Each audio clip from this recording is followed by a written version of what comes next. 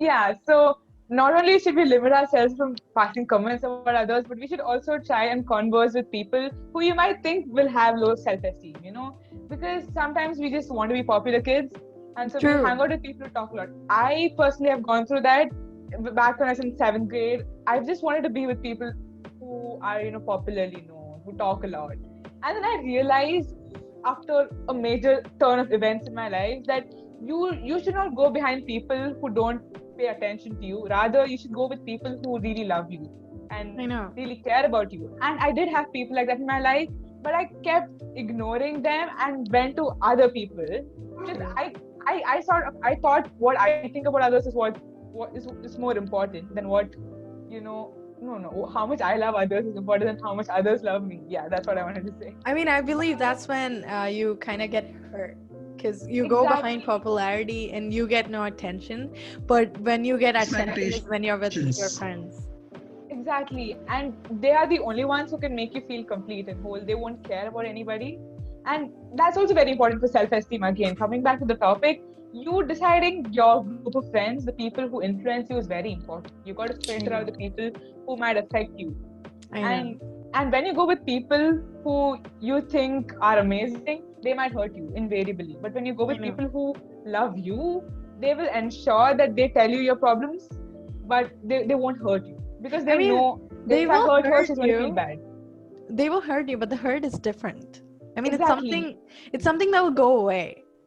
Yeah, it's almost like if somebody Exactly. who That's you the go kind of after hurts you.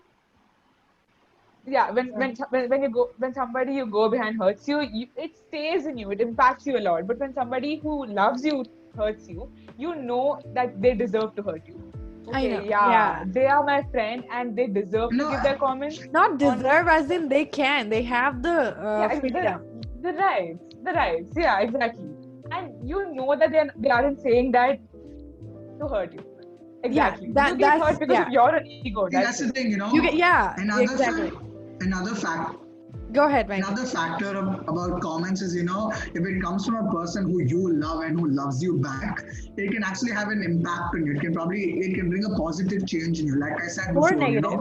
it's about how you perceive it, whether you act it or true, whether you act on it or no, but then act on it or not. But then for me personally, if a comment has been thrown at me or if a comment has been thrown at me by someone I love and who loves me back, then I can that has brought out a positive change in me to become a better person or to change myself or Right. something like that. That's So right. that's also pretty important I know. in So my opinion. so Venkat, you wanted to talk about COVID-19 and anxiety. Why don't you just start with that?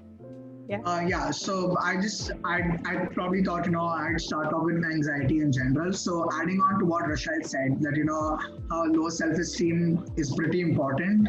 I personally believe that low self-esteem can lead to anxiety. Anxiety technically means freaking out and thinking what if people don't like you and stuff like that. So basically, one major factor for low self-esteem which leads to anxiety is not fitting in. So I just thought, I'd give some example. I'd want to give some examples about Okay. how not fitting in can probably lead to anxiety. So in my family of cousins, my mom's side, none of my cousins wear glasses except me. So when I first got glasses, I was thinking, what if I'm the only person who's wearing glasses. Until now, none of my family members, none of my cousins are wearing glasses. But what brought back reassurance in me is that, my friends around me, like literally everyone in this call wears glasses. So that kind of reassures you and removes the insecurity in you and brings out a positive change. Likewise, I'm a humanities student and there are like 10 people in my class and there are only two guys. And there's a fear that there's no other guy in my class. But there's obviously there's one other guy in my class, but I don't know him as such. And the only person I know is Rochelle, Vibha, and Nivedha, and yeah, a couple of other people too. I can actually talk to share my things with. And it's okay that if you're the only guy and if you're in a class that that doesn't have many people, there's an obvious stigma related to so many things. And what I personally think it's okay to beat the stigma or to think out of the box or to not fit in. There's a metaphorical crowd. People say bio, engineering, computer science, Right. commerce. Commerce is a new thing, but it's a relatively new thing, but it's pretty common. And Right. it's okay to not fit in the crowd and people, the fear of not fitting in the crowd could lead to anxiety, according to me. And it has led to anxiety in so many people, not fitting in. Why can't I fit in? Why am I not fitting in? And I'm sure like all of us here have gone through that at one point or another. Very true. And I'm pretty sure anybody watching would have also been through that. Yeah, every person needs to go through that in their life, needs to go through that Yeah, it's to a be mandate. happy in life. Exactly. To understand the other side of it. Go ahead. Now, moving on to coronavirus. So the thing is, a couple of people, sociologists, people who understand what the society thinks, people search something in Google, and Google obviously knows what's being searched.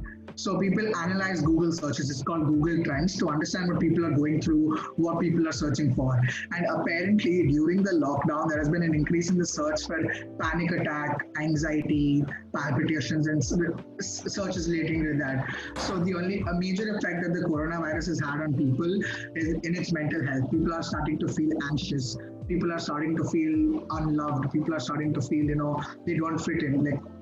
They're facing panic attacks, they're facing anxiety attacks, and it's the coronavirus, the COVID-19 pandemic, the lockdown in particular is taking a toll on people's mental health. True. And so people are feeling bored and restless.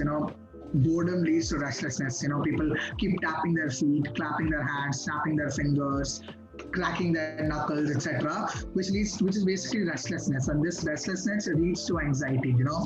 I hope Also, people are I getting what I'm trying to tell. I believe there's a lot of confusion, which also leads to anxiety because of this pandemic, right? People are Very true. It's almost like a confusion which need not be there. There's no cause for the confusion. I think it's the uncertainty. Exactly. Yeah, exactly. Right? Exactly. Because before the whole situation, like, we know what's going to happen, right? We're just like, okay, after I'm done with my 10th grade, I'm going to do this, and then I'm going to do this, and then I'm going to go to college. But now it's like, am I even going to write my 12th boards? Am I even going to graduate? So it's like, you can't make plans. And I'm like a massive planner. So not knowing what's going to happen in the future is like, it's very intimidating. Because, yes. Yeah. And so the whole concept of living in the present, I don't know how to do that. I can't do that. And I want to do that. But it's really scary, and yeah. And the confusion we have spoken about is basically about coronavirus, about the virus by itself. Mm-hmm. People don't know the actual number of cases. So people are scared, what if I catch the virus? What happens to me? What happens to my family? What happens to the people that I've come in contact with? So, there's an obvious fear of catching the virus in some people, or in most cases, which leads to anxiety. People get scared. People feel a fear of catching the virus, of spreading the virus, of being a cause of community spread. So that's another reason, according to me, why there's so much anxiety. There's an increase in the number of anxiety cases during the coronavirus. Also, I'm not saying I went through anxiety, because I didn't, but like I have, but not because of COVID-19. But I'm just saying, as a person, when the schools are happening or when the work is happening, you have like a schedule, and coming out of that schedule because of this pandemic, you honestly don't know what you should be doing. I think coming out of your routines kind of puts you in a state where you're kind of prone to get anxiety, right? Very true. So think, another aspect of this schedule. Yeah, go ahead. No, you go ahead. No, go ahead, please. Finish it off, and Okay, then I'll go okay, ahead. fine. Don't worry. Yeah, I think, like Vaishnavi said, I agree. Because in the beginning of the lockdown, of course, we made a lot of plans after our 10th grade to go to a lot of places. And then the fact that we weren't able to do that, it's upsetting, right? And so in the starting, it was really sad, because very personally, I would have a lot of mental breakdowns, like, oh my God, I don't know what to do. And we didn't have any online classes. So there wasn't a particular routine that I had to follow. No one was telling me what I have to do. My parents were like, do whatever you want. You're done with your 10th. Only don't go outside. That was the only thing that I shouldn't do. And so I didn't have a routine. I would wake up at 11, which is late for me. And I would just, my habits were really bad. I would eat a lot.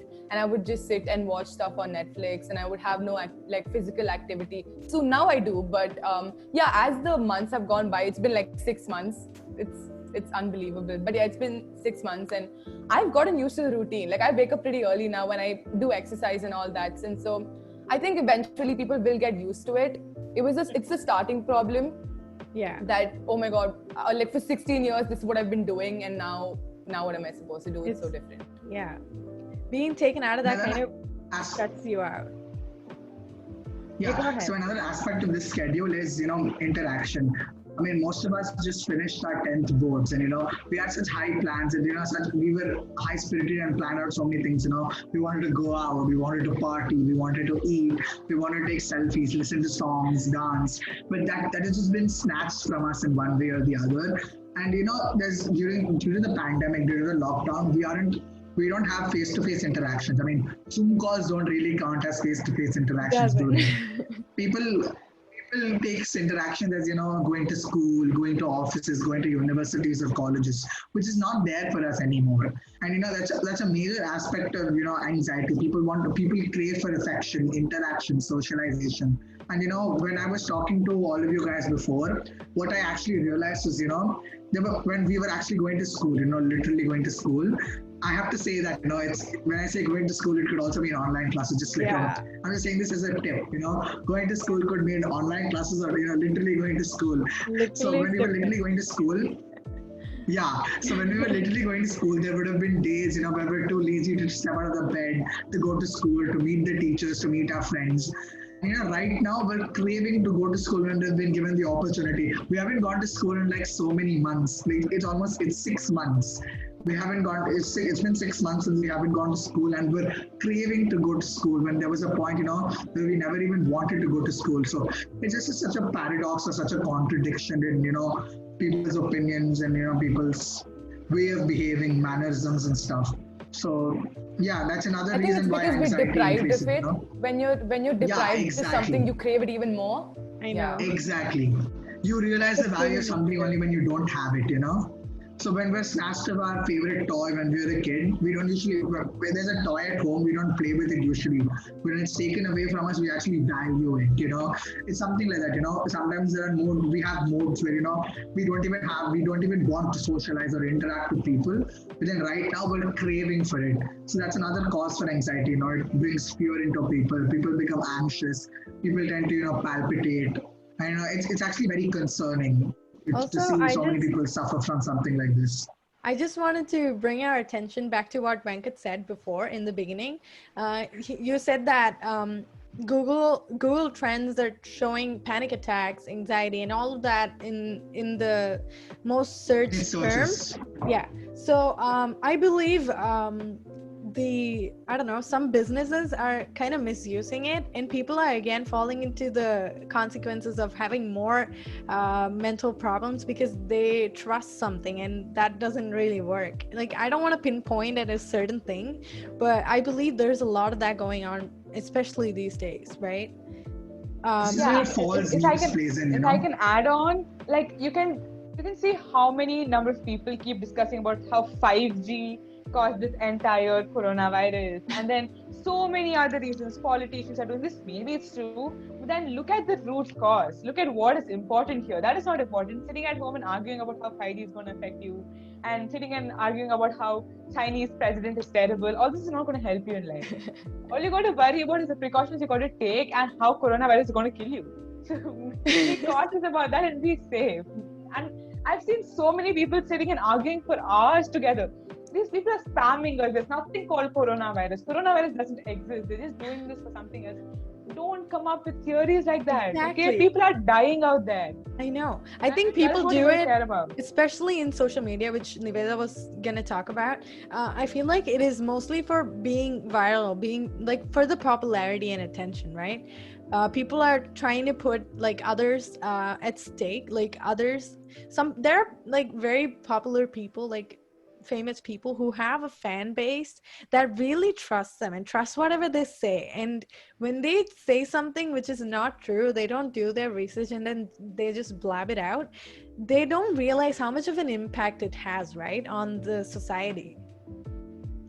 Exactly. False news, There are so many things that are actually not true, but then they're being displayed or portrayed in something else. People actually don't know the number of coronavirus cases that's going on in each city, each state.